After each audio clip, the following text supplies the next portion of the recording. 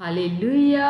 मसीह में आप सबकी सलामती हो। तो खुदाम के पाक कलाम में से ज़बूर 1 और उसकी 5 से 6 आयत का मुतालिया करेंगे।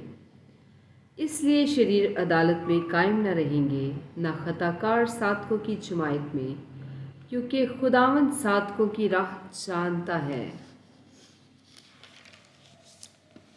पर शरीरों की राह नाबूद हो जाएगी। खुदाम का पाक कलाम पढ़े जाने और सुने जाने पर खुदाम की खास बरकत हो, खुदाम का शुक्र हो। आमीन।